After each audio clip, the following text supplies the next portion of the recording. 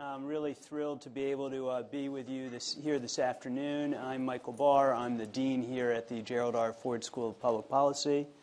It's a pleasure to welcome you all here to the Ford School and to welcome those of you who are watching online as well. I'm going to just say a little bit on format before I get to the introductions of our wonderful guest speaker. We're going to have about 40 minutes or so of time for me to ask Jean some questions, an informal armchair conversation. And then we're going to open it up to all of you in the audience for questions. If you have a question, please write it down on your index card that's going around. Staff will come pick it up. The questions will make their way to our wonderful students here who will be selecting from among the questions, making sure we have a good distribution of kinds of topics. Those of you who are watching online, you can tweet your questions to #PolicyTalks, and we'll integrate those into the questions as well. So I'm thrilled to be able to be sitting here with Gene Sperling. Gene is a leading voice in progressive politics in the United States today. He has served as the top economic advisor, the director of the National Economic Council, and top economic advisor to both President Clinton and President Obama. Gene and I have known each other a long time, longer probably than either of us want to admit. 31 years. 31 years. That is a long time. We started working together in the presidential campaign of Michael Dukakis. That is right. Michael Dukakis was and is a lovely human being. Yes. And not much of a presidential campaigner. Don't go negative on Governor Dukakis. Don't go negative on a lovely human being. And it was a great experience. And I got to see, for the first time, then 31 years ago, Gene in action, even as an extremely young man. Gene was already a real star, and he's been a hero to me in democratic politics and in policymaking for a long time. Gene has this wonderful ability to pull together deep substantive knowledge in policy with a great political sense of how to get things done and an ability to communicate with the public and the media that enables policy to become accessible to the public. And I think it's really an extraordinary gift to have those three sets of skills in one human being. So I'm grateful that they landed in Gene and not in the opposite of Gene. So I'm not going to give a more formal introduction. You have Gene's bio in front of you, and I thought I would just start in with a few questions about Gene's history and background, and maybe we'll start with the fact that you're an Ann Arbor boy, born and raised. My father and mother met on the train to the University of Michigan. My mother was from Miami, Florida, and her mom convinced her, my grandmother convinced her, that she could not buy clothes for Michigan in Miami, Florida in 1949. And so they went to New York and they shopped and they got on the train, and she met my dad on the train to Michigan. They went together all 4 years, married on graduation day. Wow. And my dad went to Michigan Law School, and my mom, and then he went to the Honors Division of the Justice Department for 2 years. They came back, and then they had a very glorious life here. He was, my dad just passed away, so we're bragging about him. He won the first, he won the first case right before Title IX, a constitutional right allowing girls to play on boys' sports team under the Equal Protection Clause for the first time, and he was the originator of Domino's Pizza. I mean, he signed the first legal documents for them. But anyways, so they were here, and so I was born in Michigan Hospital. We lived here. We still consider this home. we had to do something in the White House once. We all had to do videos of our first jobs. And, of course, mine was I was Michigan's ball boy, their basketball team. Happy to talk to you about those years. But for those of you who are more from the community, the C.J. Kupek, Steve Grody, Joe Johnson, Campy Russell years. And I used to get to do the floor at halftime. And I think every time I would give a talk to a new any national economic team or an old economic team, I would always tell them, because I think when you're in government, you always go for the biggest thing possible. And you often do very good, but it's not what you want. So if somebody said, well, geez, we were trying to get 400,000 kids more Head Start funding, but we only got 60,000. I would say, think of Chrysler Arena, think of 15,000 little kids in there that are going to have quality preschool because of you. And then think of it emptying out and emptying it 3 more times. And that was always my way of trying to make people, remember how precious it was, everything that you were able to do, even with the pain of what you weren't able to do. I think that's a great message. And, Gene, you mentioned, obviously, mopping the floors, cleaning the floors of Chrysler. I think it's sort of indicative of your work ethic, which is extraordinary. And I know from you that your dad was, until really just a few days before he passed away, was still doing pro bono legal work, which is really phenomenal. What was amazing was my father did a lot of different types of law, but he represented people, workers' comp, and people hurt on Social Security disability. And my father was just such a fierce defender against people who tried to say that people on Social Security disability benefits were cheats and frauds. And he would say in the hundreds of people he'd had come in his office, he never saw one who hadn't worked as hard as they could, tried to work through their disability. And so when he got to be around 70 or so, he just did that. And all he was trying to do was make enough money to pay his secretaries and other people. But he worked right till 86. And to just really bring it home in Ann Arbor, the last thing he did, he was on his deathbed, and his secretary calls from the office and says, you just won you won this case. And the case he won was a case that was the caretaker case for caretaker's son for John Dingell.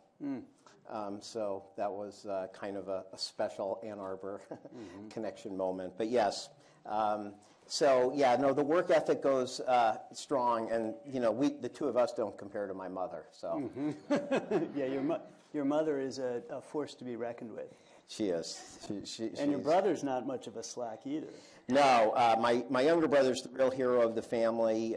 He may be in here somewhere. He founded the Mosaic Youth Theater Group of Detroit 27 years ago. He was, I think, one of the youngest people to ever win Michigander of the Year. And besides all the honors him and them have won, there are thousands, tens of thousands of young people who have very different lives because of what he devoted himself to. And I definitely got my comeuppance when I was walking down from Air Force One with President Clinton.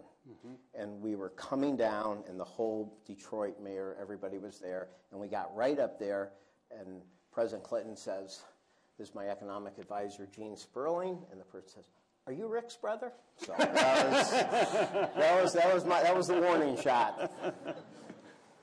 So people often think that there's a clear path. Our students often think there's a clear path. You go to grad school, and then there's just a straight line that leads to becoming director of the National Economic Council for the president. Right. Or they think, there's no path that would ever lead there. And can you say a little bit about, how you meandered your way through your career to get to the positions you've now had? Well, I'd say a couple things, which is, one, what was really interesting to me was after I went to Yale Law School, and then I went to Wharton Business School, and I was a complete misfit at Wharton Business School because I was the guy who was going to go into policy. Nobody could understand me. And then so they came and they gave this personality test. And they give the whole test. And I came out as tied for the top with an entrepreneurial personality. And I thought about that later. And I realized that while I hadn't gone into business, that I'd gone to Yale Law School, Wharton Business School. I'd been published in Atlantic. I had done well.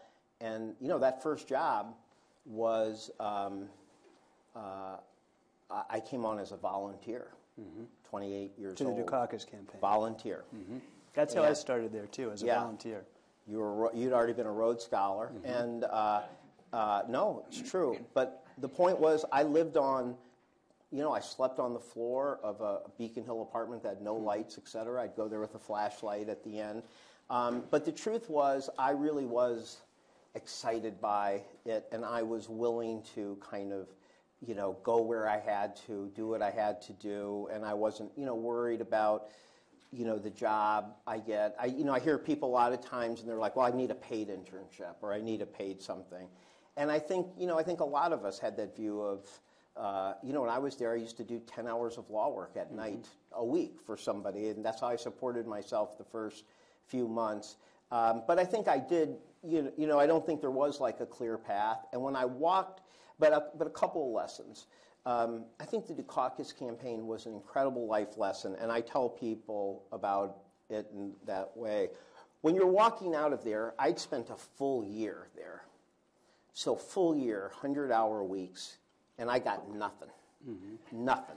There used to be, there was a joke I used to tell during the campaign that was pretty popular, is I would say, well, one of two things is going to happen, which is, Dukakis is going to win. And then everybody back home in Ann Arbor is going to say, that Gene Sperling, he really, went to this law school, did this, and now he's 29 and he's working in the White House. Wow, what a success.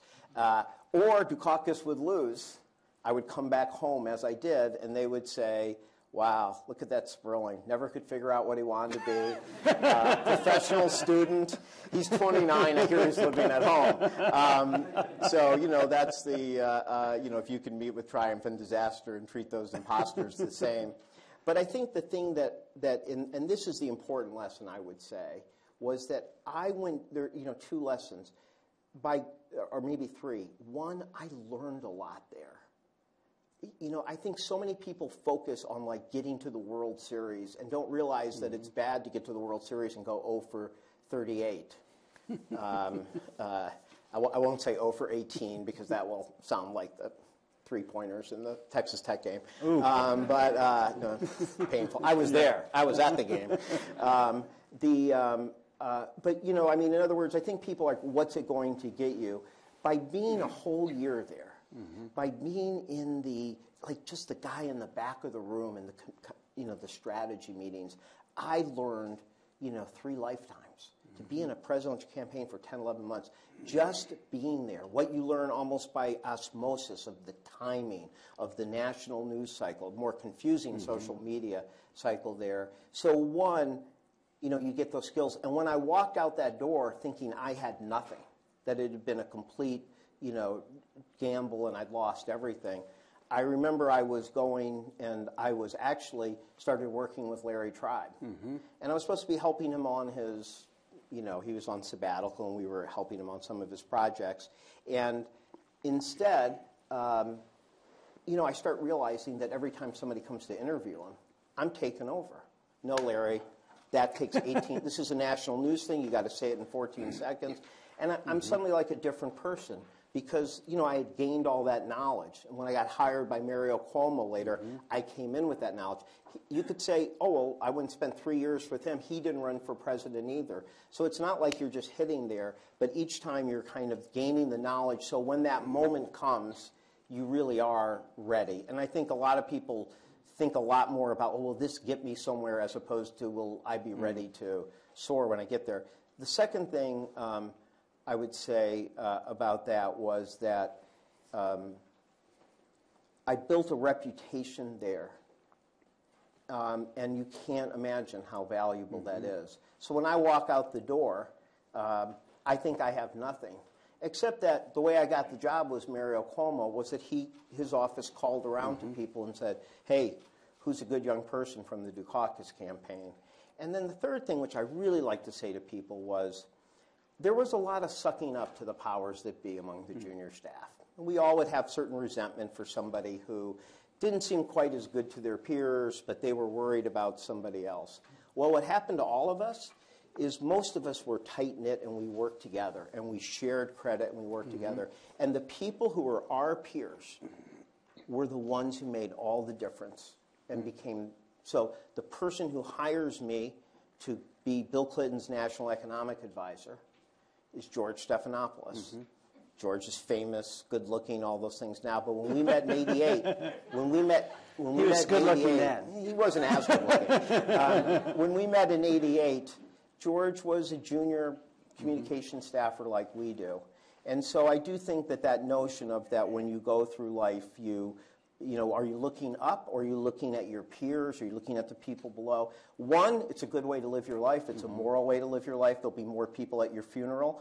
But beyond that, I think it's a smart way to live your life. And it's not, as you say, it's not linear. You can't project.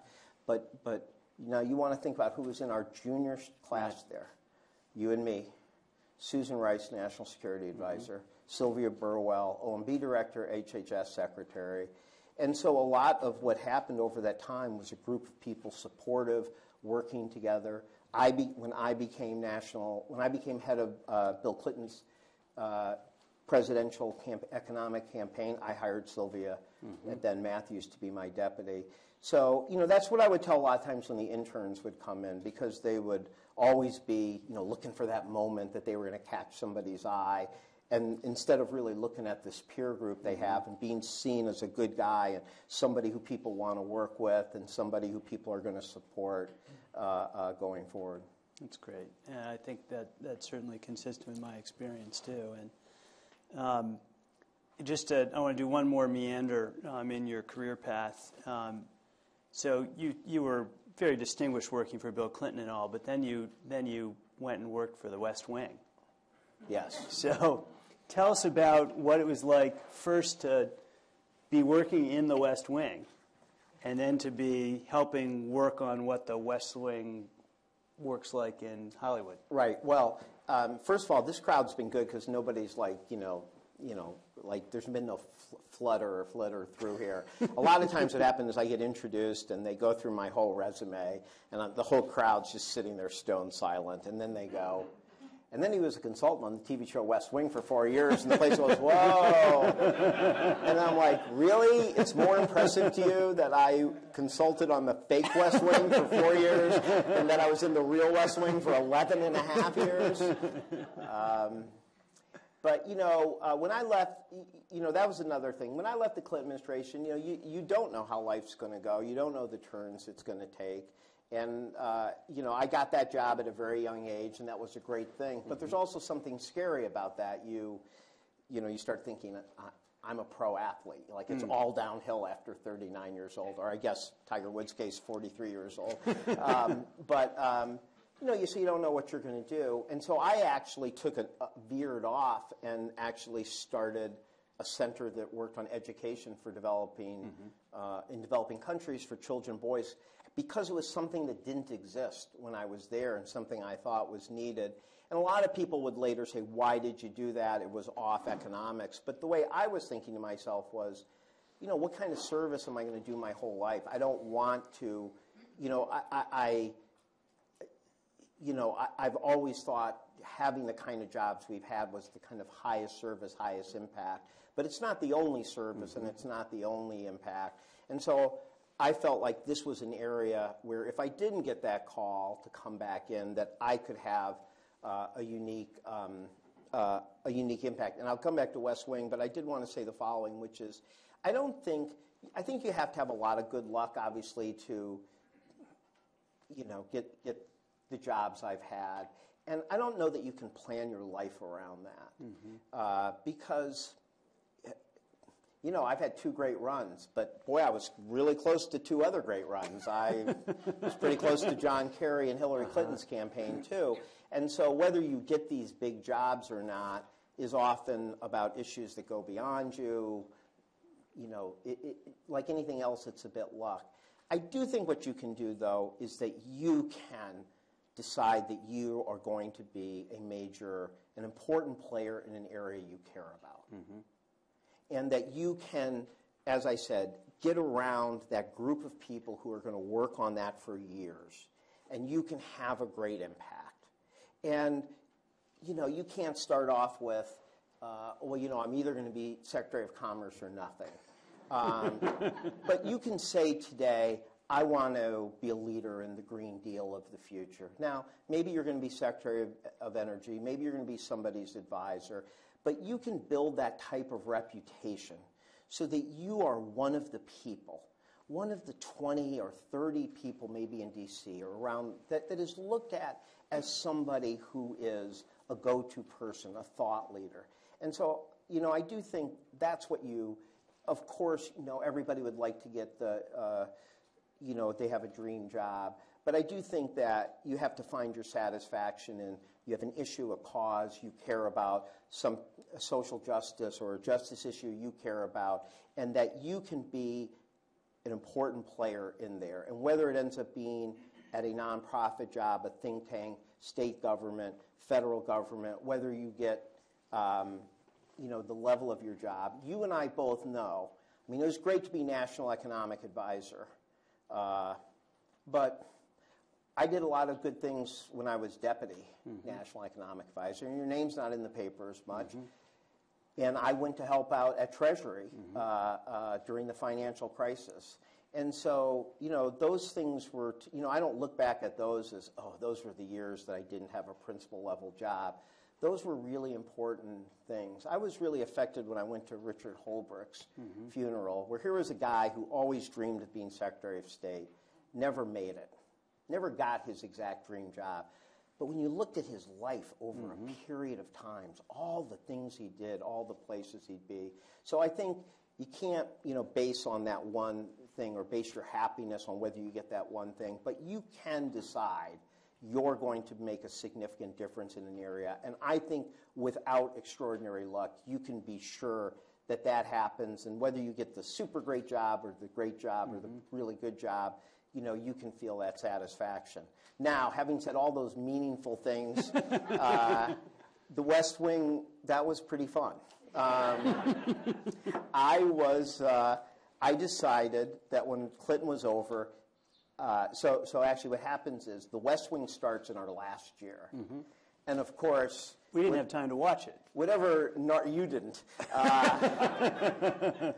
No. Whatever, it was a narcissistic moment, right? It was understood. It was kind of based off the kind of Clinton folks. And people used to say, oh, Gene, you're this guy or that guy. And I'd say they're all based on George. So don't kid yourself. But Bill Clinton invites them to come to the State of the Union after the party. So we meet all of them, and it's really great because we're excited to be meeting these Hollywood actors. They're excited to be meeting the people they're playing. And then after that, Brad Whitford, who played Josh Lyman, would keep sending me policy ideas. And, of course, so I later thought to myself, well, you know what? If he's sending me policy ideas, why can't I send him an episode idea? So I swear I got out January 20th, 2001, and that was my project. I worked for like 4 or 6 weeks, and I wrote out a whole story idea based off something that had happened when we were there. And I sent it in, and he sent it to Tom Schlamme, and he said, and they said, come in for an interview. So I come in, kind of dressed like this. I get to the door I get to right to the West Wing. To the Warner Brothers lot, and of course, I'm going to date myself, but if you're my age, all you could think was Blazing Saddles. This is where they busted out in Blazing Saddles, and so I get right there, and the phone rings, and the woman says, "I am so sorry, Aaron Sorkin can't meet with you today," and I'm just like. Suddenly all the things conservatives said about Hollywood people, I was like, yes, I flew all the way from D.C., I'm at the gate and you can't meet.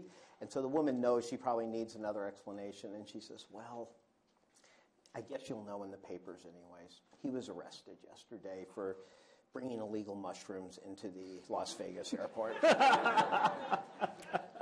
she says, but don't worry. Talk about this is how life takes its turns. Don't worry. Instead of interviewing with him, we're going to have you have lunch with all the writers.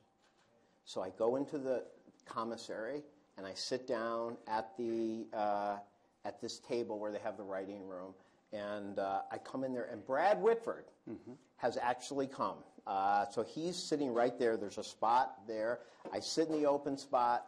I turn to my left and introduce myself to the first writer on my left, and that's how I met my wife, Allison Abner. So, moral of the story is that the real West Wing is the best thing in my professional life, and the fake West Wing was the best thing in my personal life. I love it. I love it. Well, you obviously had some tremendous experiences working for both President Obama and for President Clinton, and it's hard to encapsulate those experiences, which were really extraordinary, both in the length of your service and also what you were able to get done. But I wonder if you might pick one lesson you learned from President Clinton and one lesson you learned from President Obama.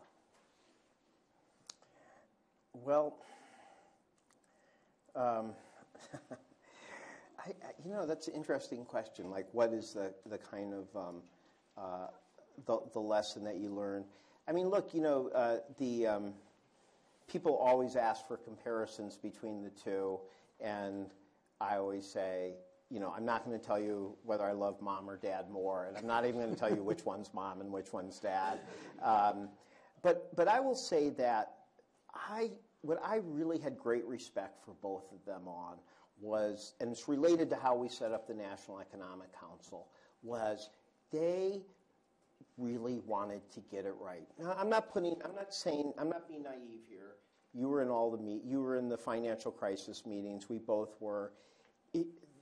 It's a political environment. But when you have people who want to start by figuring it out, one, figuring it out, and two, being willing to listen to the challenge back and forth.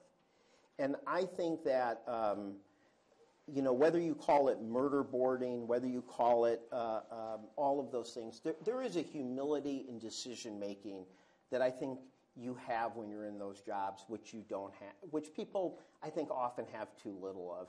I mean, a lot of times I look at a policy issue out there, and what I'm really thinking to myself is, why are those people so sure? Mm-hmm. Like, I hear people debate. There's a lot of issues people debate right now, and I have my view or this view. But the one thing that I'm not is I'm not sure.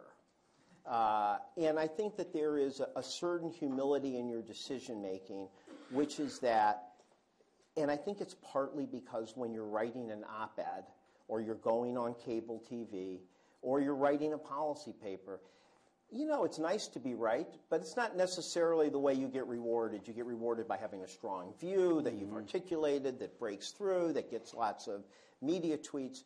When you're there, and it's people's lives on the line, and you know that the things you do can have enormous consequence on hundreds of thousands or millions of people, it's scary, and it should be scary.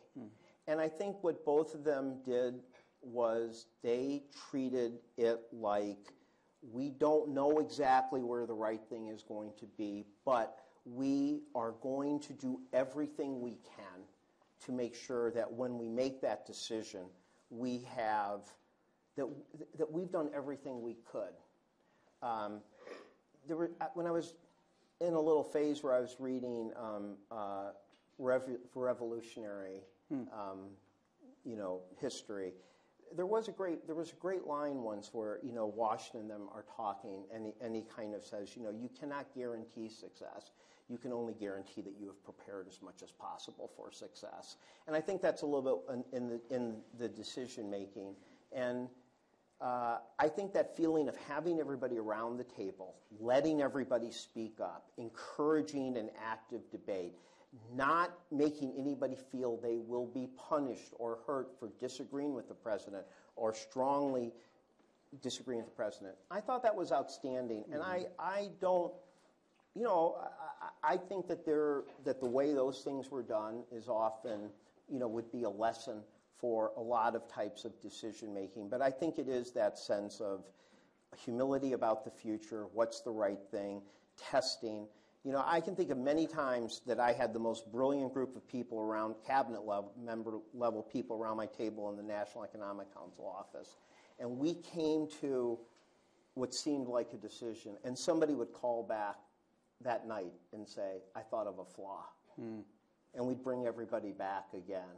And when you think of terrible decisions that have been made, war in Iraq, et cetera, you know, you have to wonder, was that kind of rigor brought in? Was that kind of challenging? Was that kind of, it's okay to disagree with the president, it's okay to argue? I think those are two things I admired a lot about them. And look, I'm not saying you are in a political environment, but there's a difference, and I think this is, I thought, what the core of the National Economic Council was that you're going to try to figure out what the best policy is first. And then you're going to try to figure out how much of that you can design. But you start with what's right, and then you say, okay, well, that's ideal. You know, that's ideal. Now, what could we practically get done? What has a chance of succeeding? What are the odds? What's the good of proposing an unrealistic thing but setting a tone for the future versus helping people's lives, maybe filling up 20 or 30 stadiums but not getting the whole way? So I think I left with really great admiration for both of them. And whatever you think about both of them, boy, they were willing at times to do the hard thing just because it was right. I mean, there were times where, we both saw them. And, I'm not going to say it's like the American president when Michael Douglas comes out. It's not fun doing something unpopular. Right. You know, they weren't going, great, I'm going to do this to save the financial crisis. And David Axelrod's telling me, or George Stephanopoulos is telling me that only 22% of Americans will support what I'm doing. They hate it. They're cursing, they're upset, but they still did it. They still did what was right when they had to. That's great. Let me bring us to some of your current work. There's tons we could talk about being in government, but maybe we'll turn the conversation now to, you recently wrote a piece in Democracy Journal called Economic Dignity that is, I think, going to be your next book project. Yes. So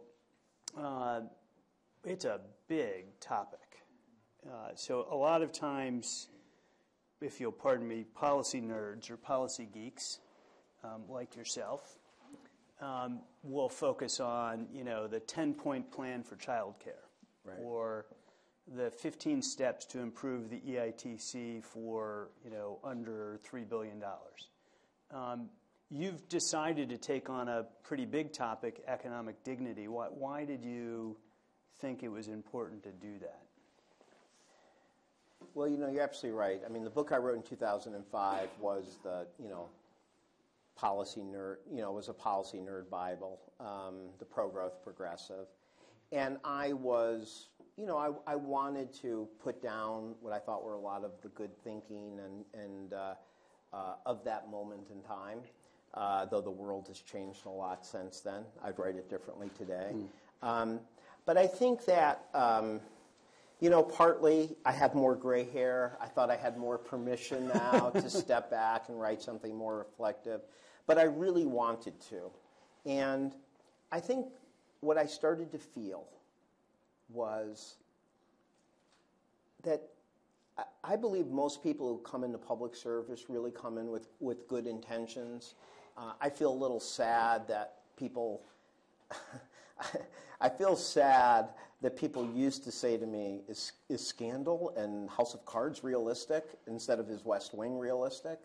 When they said West Wing was realistic, I used to say it was very realistic, except that they walk faster, they're funnier, and they're better looking. I actually did have my one moment. I had two moments, by the way, with Barack Obama on West Wing that were memorable to me. One was he said we were in the middle of a financial crisis, and he calls everybody into a meeting. And so things are moving so fast that you actually have a situation where the president's in the Oval, and we're kind of waiting, for a few people to get there. And it's like 8, 9 at night. He's exhausted. He says, God, you've been in the West Wing 8 years. Is it always like this? And I said, I said, well, I said, people used to ask me, is the West Wing realistic? And I said, yeah, it was really realistic. It's just that they condense about 9 months into 1 hour. I said, that's what your presidency and the financial crisis is like.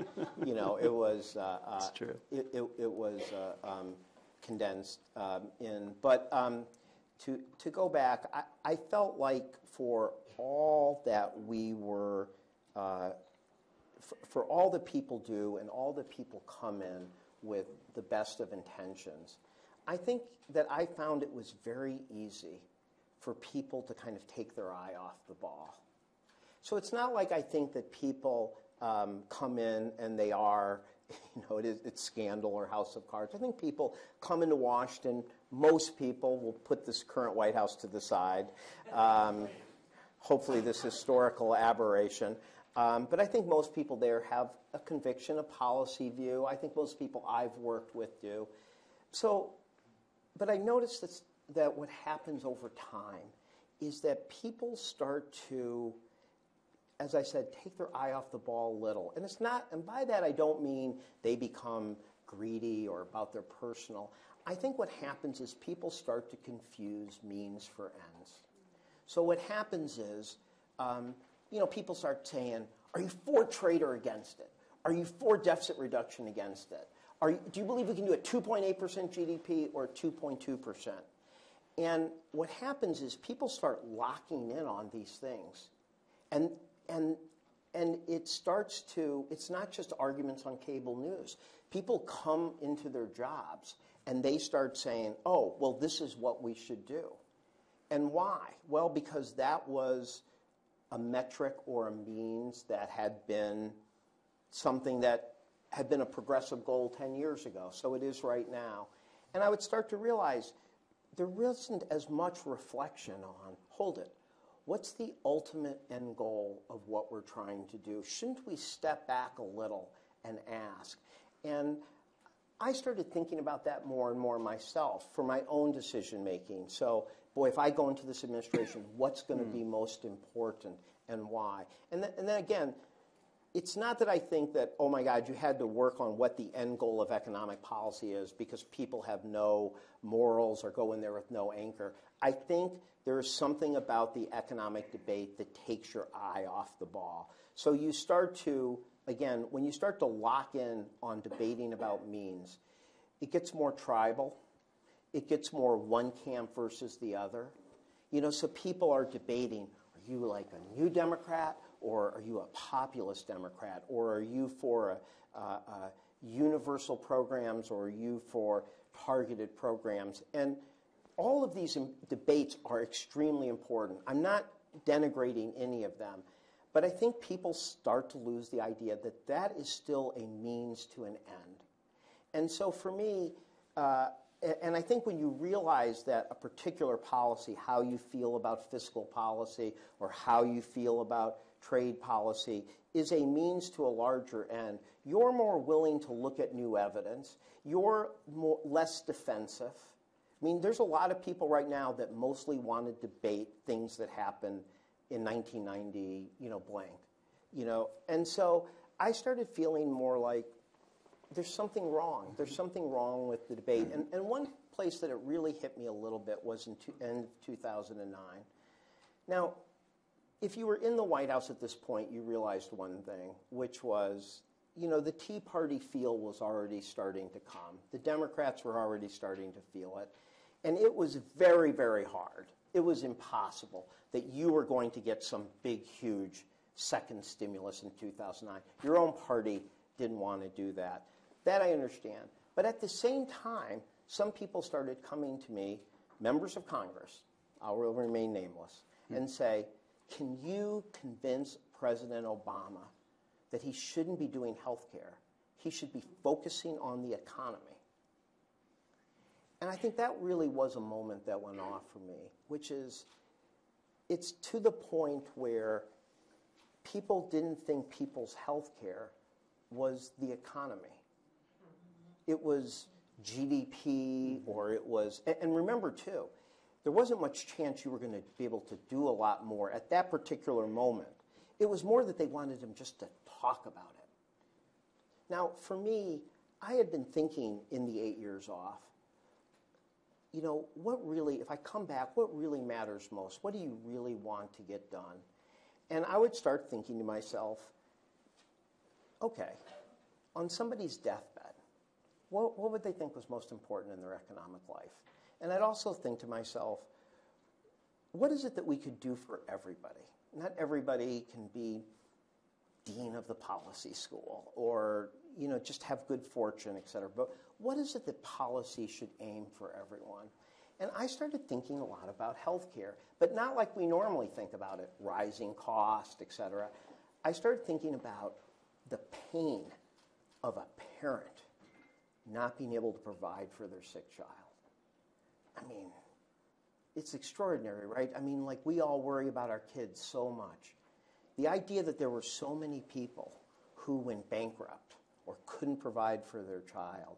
And so I started thinking to myself, you know, if I'm thinking about someone like their core, their inner self, that's got to be one of the worst things. That should not be allowed. It just should not be allowed.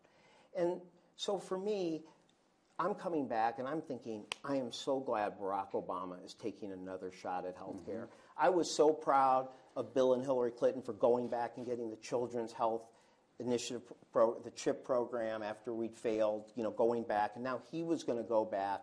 And yes, that wasn't necessarily going to be in my lane on the economics, but I was devoted. In fact, as you remember, I kind of ended up coordinating the Treasury team on this because I wanted to be so involved. And I think that was a moment where I thought there is something wrong with the way we think of economics, that this fact that we don't actually stop and reflect on what the end goal actually affects how senators and congressmen and people in the administration think about what their goal is. And so in 2005, I had written in the Pro-Growth Progressive, my second chapter, I'd said, look, we're going to do a lot of economic, but this really is about values. And I put 3 values down. I said, one, you know, economic dignity. If you work hard, should you be able to raise your children, retire, take care of your parents with dignity? Number 2, you know, does everybody have a chance to rise? And 3, are we a country where the accident of your birth determines the outcome of your life? And I think that this time, instead of that just being the second chapter, I wanted to really step back and say, let me think a little harder. What actually should our end goal be? And I started realizing that really I didn't need 3 values, that while I wasn't going to try to write a book, as there are probably some philosophy professors and students here who work on, to go through what did Kant mean here, did he steal this from Rousseau? Not that, I mean, I'm reading all that, so thank you all for doing that. But that wasn't going to be it, but that I was going to try to understand if it was possible for us to do what was most important, for what's kind of most precious, most universal for people, you know, what did that mean? And so I started doing the frame of economic dignity. And it scared me to work on it because, for a couple reasons. I mean, I feel ashamed a little bit how scared I was to work on it for bad reasons. I was worried about snark, about writing something that might seem fluffy. I was scared about academics who would say, you're not an expert in social justice or philosophy, or you're not trying to base all of this by starting with where Locke was and going forward. And so I was worried about those things. But as I started talking to people, I started realizing that there was a bit of a hunger. And I also started realizing that there wasn't much out there. So that if I wrote something like this, even if somebody said, no, you got it wrong, you know, it's really a different conception of freedom that should be our end goal, or your 3 pillars of economic dignity are wrong, I realized that would be doing some good, because I'd be at least starting a conversation. And I think when I think about writing a book, I think to myself a little, when I was that 28 or 29-year-old, would I have benefited from reading that? And I think to myself, yeah, if the first time I was going in the White House, I'd read a book that was kind of asking me, what's your ultimate goal as a human being for economic policy in a way that fit the kind of frame in the U.S., I thought, that would be worth doing. And so I wrote the piece, 9,000 words, pretty long piece in Democracy Journal to get it out there. And I've been really, I've been really touched by the reaction and have agreed to do a book since then.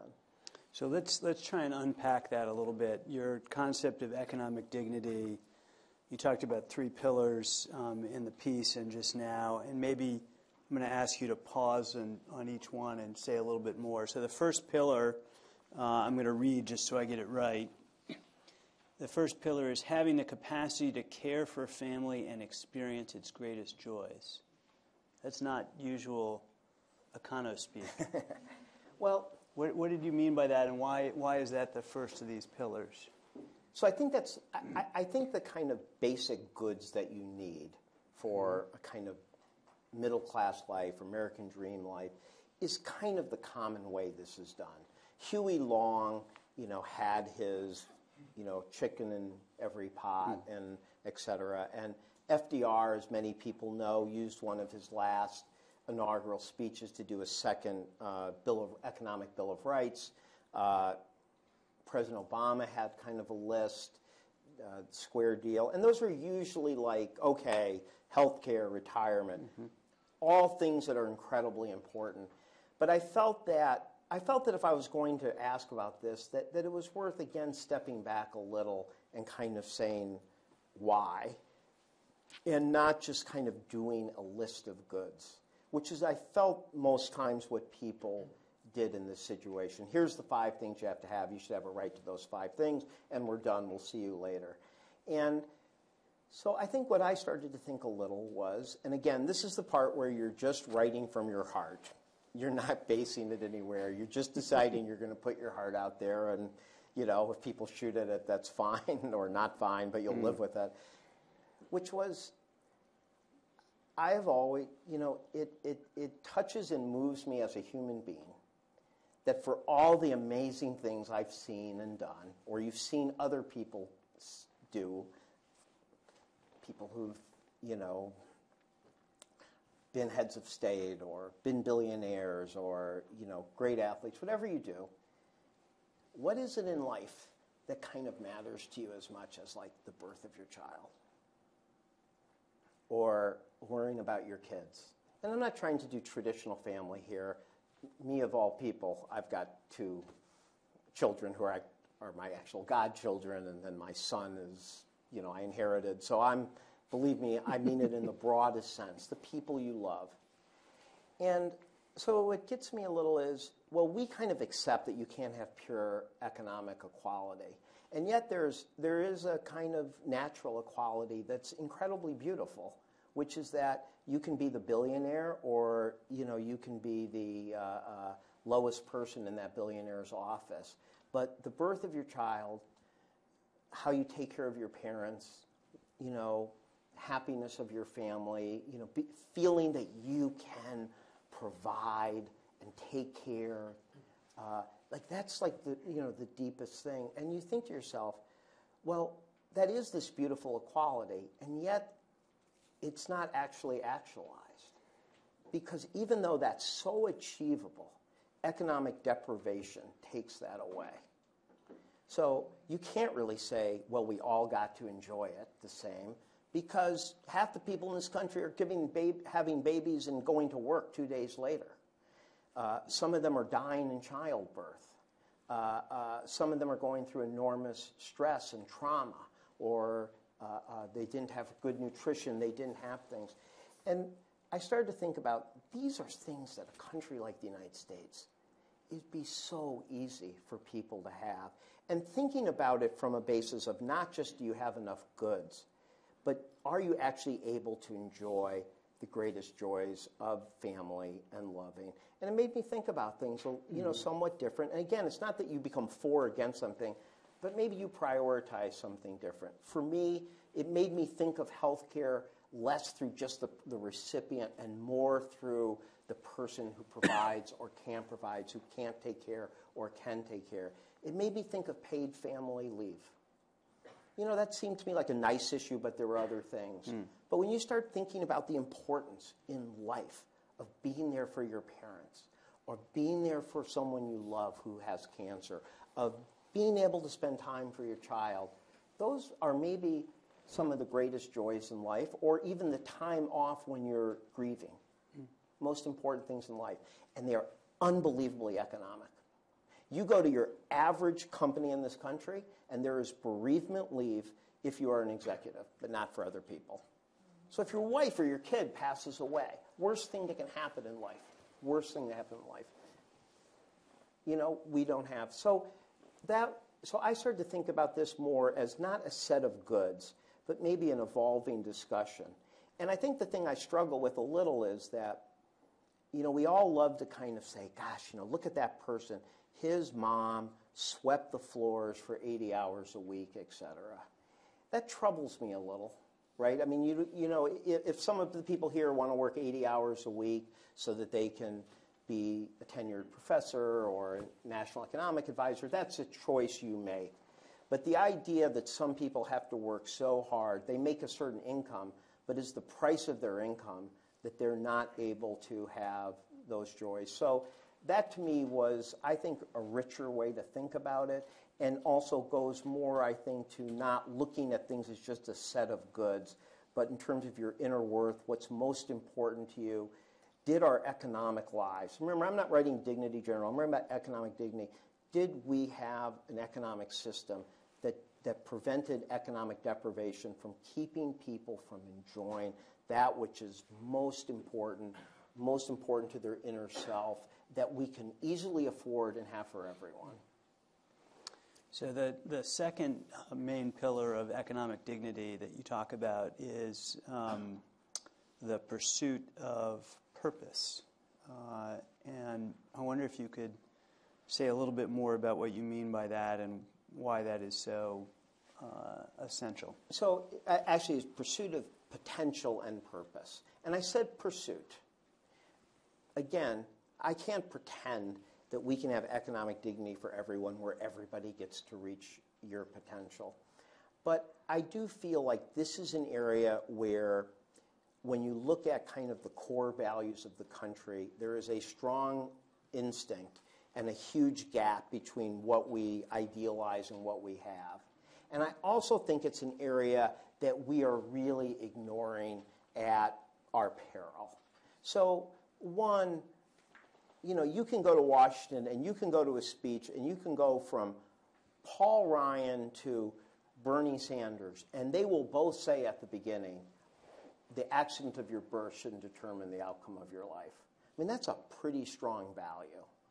And yet, that value is not realized in terms, we know that. And we know it's kind of a cruel joke to say that when we know that if you're born into the bottom 10 or 20%, bottom 20%, you have like a 7, 8, 9% chance of graduating from a four-year college. We know graduating from a four-year college is probably the single thing that will move you up the economic ladder. And we know that's due to the accident of your birth. And so without government policy, without actions, that's not the case.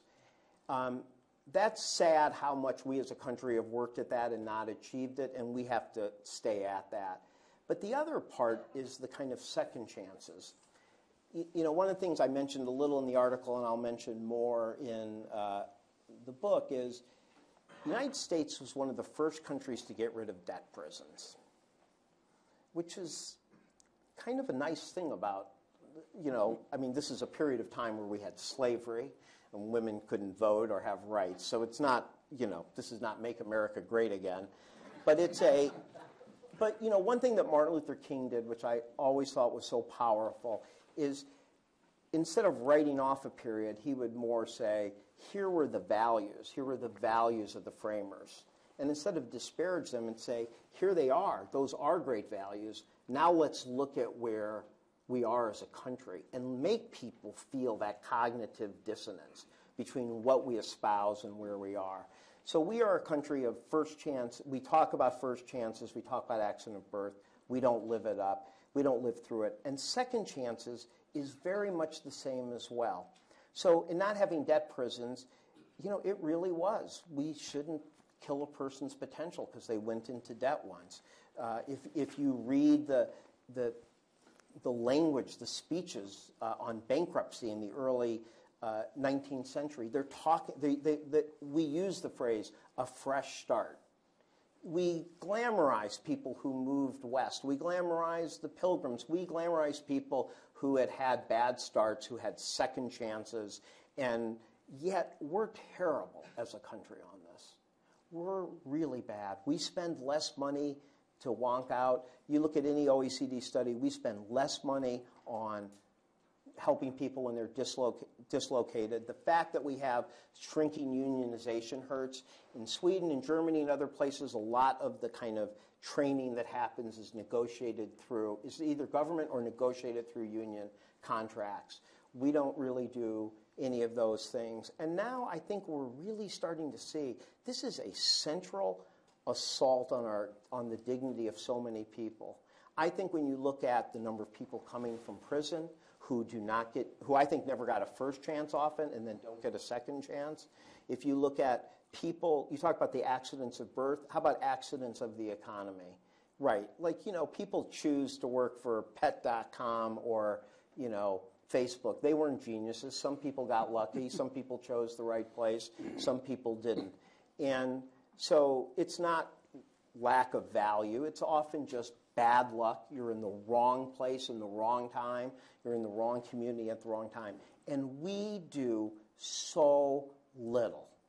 Right now, when you look at manufacturing communities, people spiral down. We have nothing in our toolbox policy-wise to deal with this. And it's okay. It goes on every year. And now, I'm not going to try to do a direct causal link, but it is hard to believe that the rise of so-called deaths of despair, of the suicides at that age, of the fact that for one of the first times in an advanced country, you're seeing a certain group of people in our country having lower life expectancy.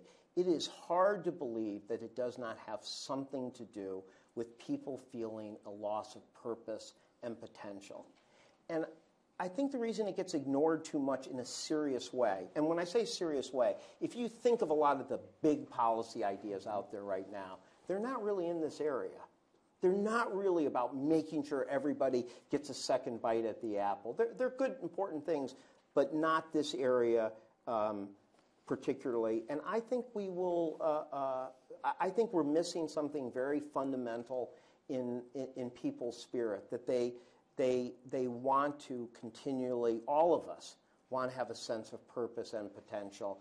And I think the more we ignore this, we're hurt as a country. And what I was going to say is the reason why I think both sides are not too good on this is that Republicans talk the talk on this, but then they want less government for everything. But these are areas where the private sector isn't going to help somebody who's been dislocated in a community that's spiraling down. There's no incentive for them.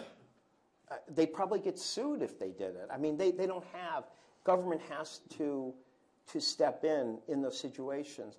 And then on, I think, the progressive side, I think there's been a little bit too, I think there was a view which has a lot of fairness, which is that in the 90s, perhaps those of us in the Clinton administration were too focused on human capital, investing in people. We weren't looking enough at the structural problems in the economy.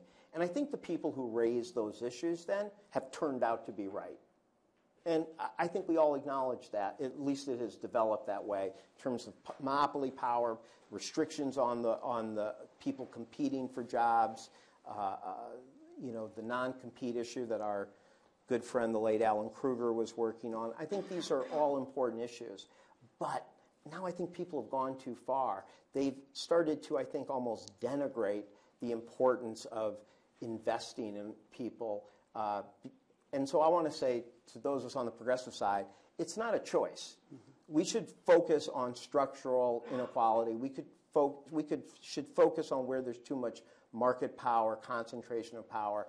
But that's not a reason to not have a really robust policy about helping people find new careers, helping people find new jobs, not just economically, but for their sense of purpose and potential. So let me ask you to talk a little bit about the third pillar, and then I'm going to open it up to questions, and maybe we'll go to 5:30 instead of 5:20. But the third pillar is being able to participate in the economy with respect and not domination or humiliation. So I want to say that while you can pick and choose aspects of my definition of economic dignity, you can't not take this part. No, and I want to say why. Because number one and number two are so important to people. People that it's so important to provide for your family. It's so important to have a job for some people or have a sense of potential that they can be put in a situation where they have to achieve essentially, or try to achieve the first two by accepting situations that are humiliating, exploitative. And so you have to have a limit. You have to have a protection of dignity in this third bucket, or you are, or I don't think you can say that you've really achieved having a definition of economic dignity. So when you look at kind of the classic definition, with all the different interpretations, but Kant's kind of notion that you should not treat a person as a pure means to an end, but as an end in themselves. When we look at this normally, we often think about this as limits on the power of government. You think of the Eighth Amendment's cruel and unusual clause. No matter how terrible, horrible you are, the UN Declaration on human rights, on torture, those are all some of the manifestations people would think of the concept of dignity. And in a way, what they are is they're saying that there is something so essential, so precious, so priceless about being a human being, that even if we're at war, even if you have committed a heinous crime, there's a sphere of dignity that we're not going to let the state impinge on. And I think that to have an economic dignity view, you also have to look at and say that there is a sphere of dignity that we're not going to let the market or the freedom to contract impinge on.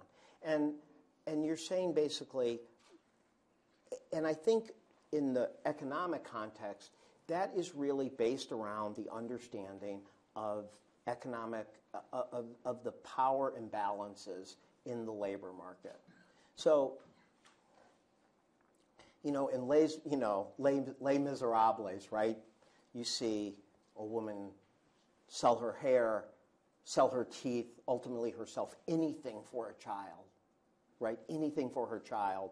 And obviously, you don't really have to use a theatrical example. It plays out across the world, in the United States all the time. You look at the people who worked in the mines. You look at the things that Mother Jones, not the magazine, but the actual Mother Jones was exposing at the time. I mean, these were situations of people going through quasi-slavery, utter humiliation, utter domination. But they were doing it because they ultimately wanted to support their family. And so the desperation for the first element will lead a person to do almost anything. And if the price of number one, the price of being able to care for family and have its joys is utter exploitation, then you have failed. And so when you look to me at like the progressive era was kind of the place where people finally started to say, there need to be limits on the market. That when you look at how the Supreme Court switches on minimum wage, it's a recognition of power imbalance. And I think it's interesting that you see that as the first accomplishments really at the progressive era. You don't get the more affirmative views of economic dignity more to the New Deal. But you also see it playing out in our lives today. Look at the Me Too movement. And this is one of the reasons why I like having economic dignity as a goal instead of a metric, which I talk about why it's not GDP. But I think when you have a metric like GDP, all sorts of economic pain become invisible. You don't see them. You don't count them. I'm kind of, people ask me, are there things you feel bad about? I'll tell you one thing I feel bad about from our days. I don't know why we never had a meeting about domestic workers. Really. God bless Ai Jin-poo. God bless her. God bless the National Domestic, Care Alliance. I mean, God bless them. Why? They weren't really unionizable, organizable. They didn't really come in there. They had jobs. They weren't affecting the job market, et cetera. And yet, you look now and you realize there are whole classes of workers who suffer a loss of economic dignity where it doesn't show up in any metric. But by having economic dignity as your goal, it forces those issues up the agenda and into the economic sphere. Remember, the people there were saying pre-existing condition protection, health care, was not an economic issue. Well, it is to a human being. It is to a parent. It is to a family member. So whether the price for you pursuing your potential was sexual harassment is a pretty big damn issue. And I think, you talk about pursuit of potential. It was interesting. You see it throughout the economic classes, right? So you see women who have lower economics, lower education, suffer the worst silently. And now perhaps there's a little more attention to ensuring people have economic power, dignity, more protection, but often we're left out. But you also, in rather high form, also saw people who had all the education and all the advantages, and they had such a strong desire to pursue their potential, to pursue their purpose, that they were in a situation where they were able to be abused and harassed and feel incredible pain that their sense of pursuing their potential was taken away by this exploitation at the job. So I think you can pick parts, but you have to have number 3 in, because if not, then you can have a system where people are, the price of pursuing your potential and caring for your family creates such an economic desperation that you have such a weak power balance that you can, in a sense, lose that sense of dignity. And I'll just say one thing before we go. If you actually think about what in your economic life you talk about most at your kitchen table with your spouse, boyfriend, girlfriend, partner, whatever, it is probably whether you feel at work you're being treated with respect.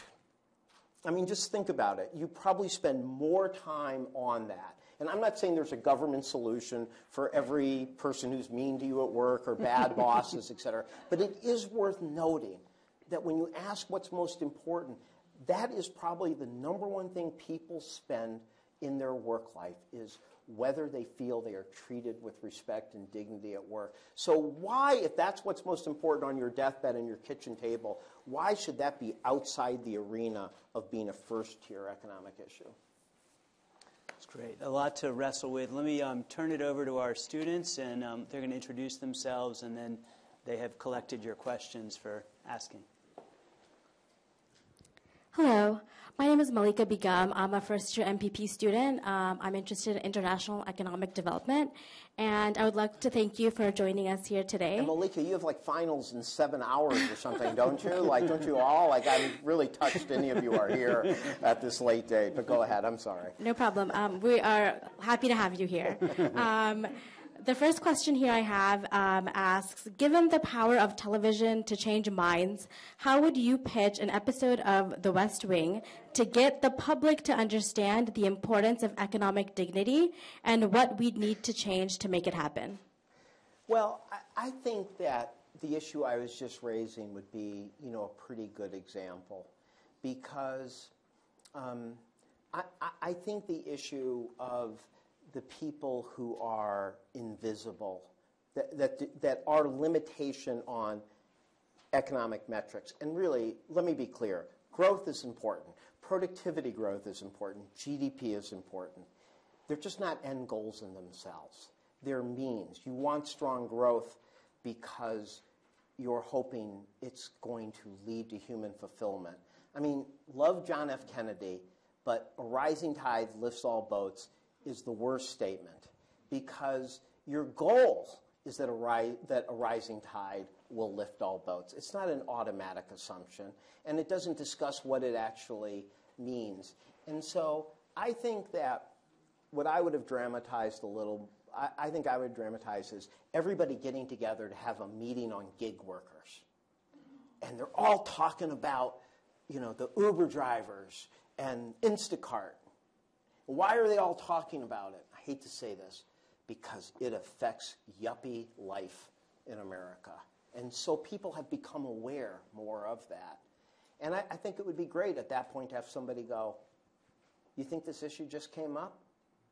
Why was this issue, how about contract workers in construction in Texas who have high death levels? How about domestic care workers who have one person they report to, almost no legal protections? We don't even have systems set up for people who have nannies to provide them health care in a way, all these things. And I think that would be pretty powerful, because if you care about the economic dignity of all workers and all people, why did it take the gig economy to really make people focus on what was a pretty large problem for a lot of people who just weren't really at the table? Hi, my name is Aprisal Malale. I'm first year MPP student too. This question comes to us from Twitter. Do you see room for further expansion of the federal child tax credit? If so, what type of expansion? Well, I think this is an issue I spend a lot of time on. And I also want to make one point, too, which doesn't get made as much. Right now, there's a lot of discussion about, having bigger goals, which I think is wonderful. And when Michael and I came into government, Democrats had been out of the White House for 20 of 24 years, and we'd only got in once for 4 years because the president was a crook and was on the way to being impeached. Really wasn't a great 24-year record. And I think you now have people coming in who want to talk more about health care as a right, who want to, be for the have more of our dialogue, particularly on the progressive side, be about your ultimate vision and goal. And I think that is, a great thing, and I think it provides fresh energy. Now, that said, I don't know if being more woke would have made it easier to do much the last 6 years of Bill Clinton's presidency when Republicans controlled both houses of Congress for the last 6 years. So it was hard. But the thing I want to say is that these aren't necessarily either-ors. You can have a great vision, and you aim to get there. And if you can't get there in one step, if you can't get there in one 60-yard pass, then you run, 10 plays up the middle for 6 yards till you get there. Now, the reason I'm saying this in terms of the child tax credit is Bill Clinton ran on, and I think this was very much a dignity message, at a time when you were still overcoming the Reagan era and the real denigration of people who got any kind of public support. Clinton said, well, if you work full-time, you shouldn't have to raise your kids with dignity. It was very much a kind of a unifying message, and it worked. It made a lot of people who would not normally support a program that went mostly to lower-income people, mostly to people often single women of color, because it put it in a value frame of if you work full-time, you should not have the indignity of raising your children in poverty. And we got a major increase in 93 for families 2 and more. And then in 97, in the budget agreement, we couldn't get more, so we snuck more in. We got I'll tell you what happened. We had a child tax credit. They wouldn't make it refundable. And I can explain this more to people at another time. But by how you stacked it, we ended up increasing the EITC by another big amount.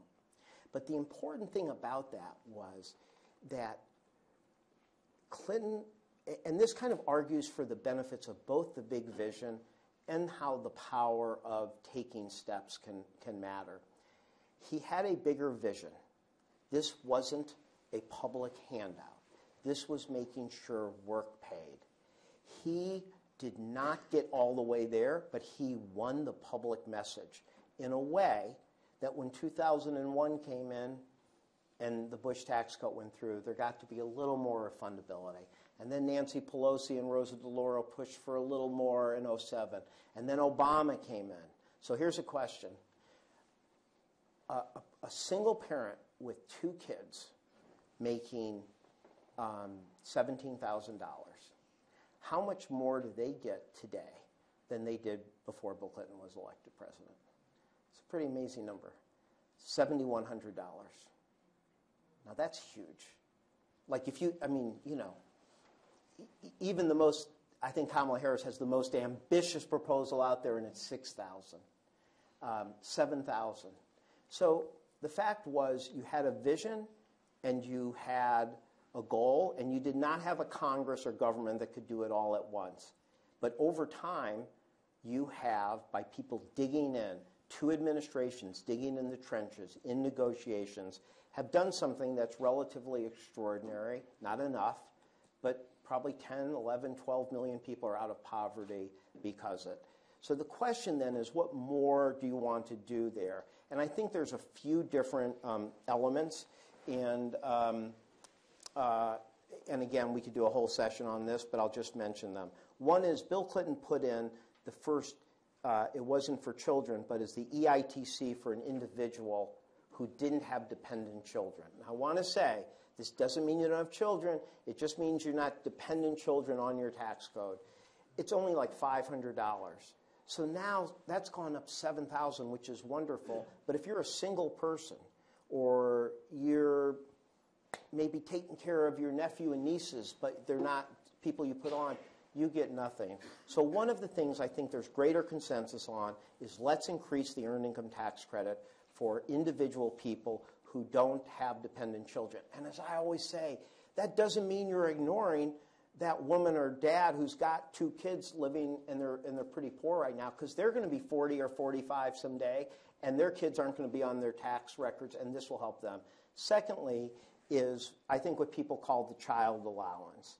And that is the view that, that at the very bottom, the way refundability works is that once you get to a certain level, $12,000, $13,000, $14,000, the child tax credit and the EITC become powerful. But if for some reason you can only make $3,000, $4,000, $5,000 a year, you get very little. So I think the second big push is, do you need a bigger child allowance or more pure refundability for the lowest income families? And of course, that creates the issue, why are they? Are they not?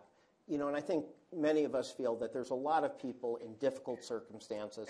I am somebody who believes in a compact. I believe people should do what they can. But there are people, for various reasons, who struggle. And if they have children, we should do more. And then I think the third issue is just whether we need to just raise this whole concept up into the middle classes more, so that the earned income tax credit and the child tax credit recognize more that while we want to help the working poor out most, that middle-income families are struggling. And I think that there's about to be a proposal coming out of the Senate, which Sherrod Brown and Michael Bennet and all have worked on. And I think what they're really trying to do is create an expanded child EITC credit that will fill all these holes, so that if Democrats gain power again and they repeal the Bush parts of the Bush tax cut, that there will be actually a pretty detailed plan that people could put in that would be a real lift up for people who are, you might say, working poor, struggling lower middle class, but even, to be honest, a lot of the struggling middle class who, as we see, often don't have enough money to even get through a single emergency. Okay, so the next question asks, with the imminent threat of automation, do you believe a universal basic income, as proposed by Andrew Yang, could be part of the solution to ease the displacement of many Americans? So, you know, if you struggle through my piece, you'll find that I'm... It's not a struggle. If you relish going through the piece,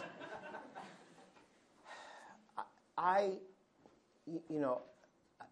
think that a lot of the people who support universal basic income do so out of the sense of the kind of economic dignity I'm talking about. But I think there's no question that what I'm proposing ends up being an alternative path. I talk, in fact, about UBED instead of UBI, Universal Basic Economic Dignity. And I think it's for a couple of reasons. One is that when I look at the things you have to do for economic dignity in our country, I don't believe all of it can just be through an income grant. You look at the deprivation of economic policy, of economic dignity for people. I mean, much of it is health care. It is violent neighborhoods. It is lack of affordable housing. These are things that require government policy. Well, the universal basic income is so large, and it goes to absolutely everybody, whether they need it or not, that I worry that it will crowd out the other things that are most needed for economic dignity. And you know, there's a lot of big proposals out there, but this one actually costs almost as much as all the spending of the U.S. government combined. And there's a reason why a lot of libertarians like this proposal. They are hoping that it does crowd out the rest of government. So Charles Murray at AI supports this because he hopes this will lead to the end of Social Security and Medicare, et cetera. So that's one concern I have, as well-intentioned as it is. A second I have is, if we had this world of the robots taking over and there were less jobs, and we had this surplus of money that we could give, I would rather give to what I call double dignity jobs. So when people say there might not be enough jobs, it bothers me when people say that, because it's like, well, there's less need for people with to put together this widget or do this service. Okay, I get that. But does that mean that if we now had less private sector jobs, but we had a huge surplus of wealth, that the way we would do it is just hand everybody a certain amount? I would say, what are all the jobs we really need in our country that are important to giving other people dignity? So right now, you can go place after place where our country is disgracefully, woefully short in jobs that are needed. How about people who have children with autism in their family, doing everything they can? We give very little support to those families. Terrible, horrible, it's just crazy. Like, what kind, I mean, it makes me feel bad about our country. You know, so, okay, well, if your child's born with a disability, tough luck. Or they have I don't even want to say disability, just a challenge, they need more help. You could have an army of people who were trained who could help those families. And the point, and look at, you know, I'm here right now to help my mother, 88 years old, Alzheimer's, dementia. But, you know, we can do it right. How many families can do it right? How many? Not many. Not many. Maybe in this room, maybe here, not many. So if I have this resources, I want to help give people meaningful, dignified jobs, bringing dignity to other people. If you're pretty well off and your kid's not doing well, you get a tutor for them. You get individualized attention for them. There are so many jobs that are needed, that are important to giving people first chances, second chances, dignity. So my view is that if we had this, I would not write everybody a check and pretend that there weren't other jobs needed. I would use that resources to create an army of double dignity jobs, helping children who need extra help, helping families who need extra help. And what's great about those jobs is almost all of those jobs are skilled jobs. They're interesting jobs. They are jobs that meet Martin Luther King's view of a dignified job, something that's serving other people. So I have great, admiration for the heart of the people who are for universal basic income.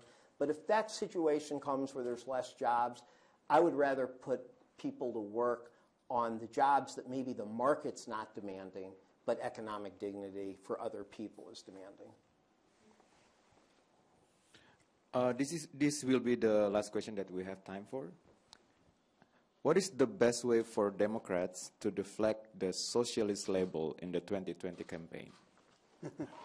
So this is something I think my article speaks right to, which is we should focus on what the end goal for people is. Look at what happened on pre-existing conditions. It's a great example.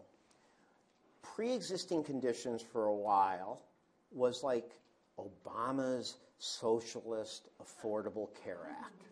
That's what it was. And the focus was on the delivery system.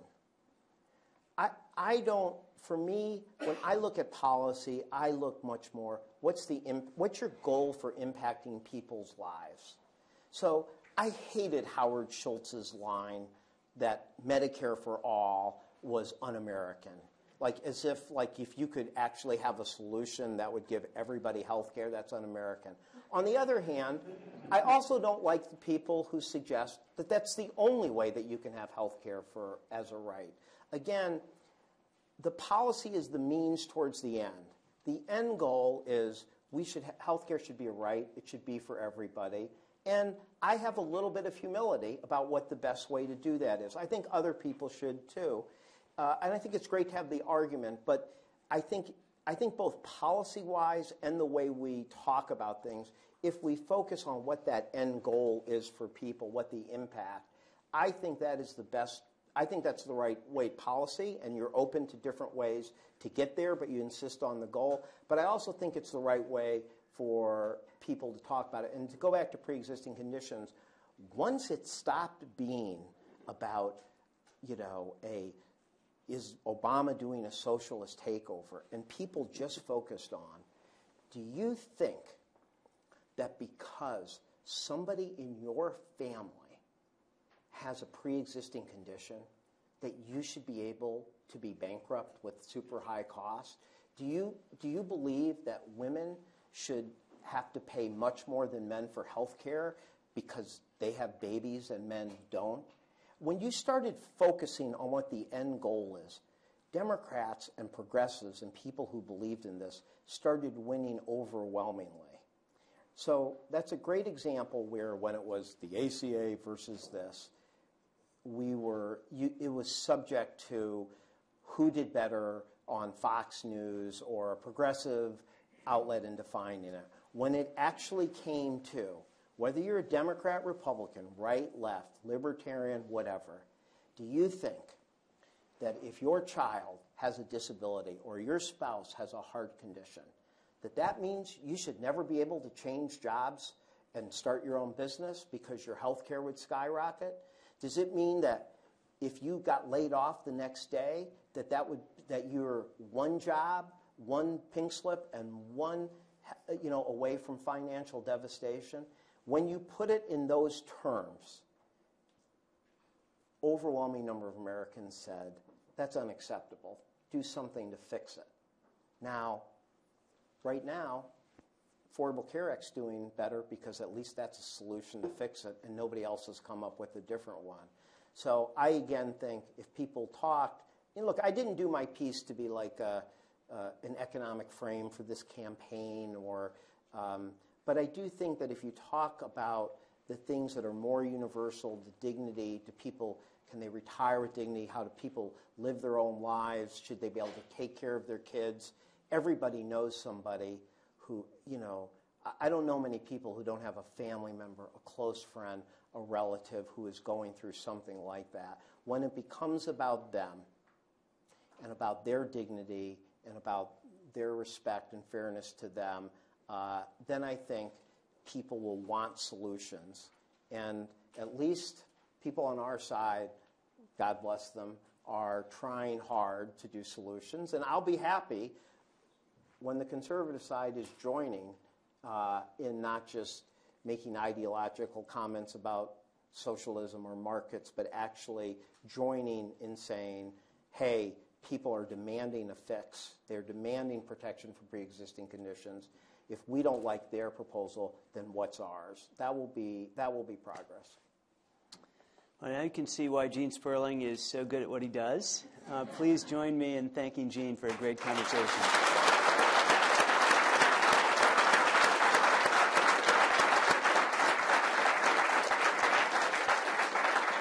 Those of you who can, please join us for a reception on the Great Hall afterwards, and Gene will be out in a minute to say hello.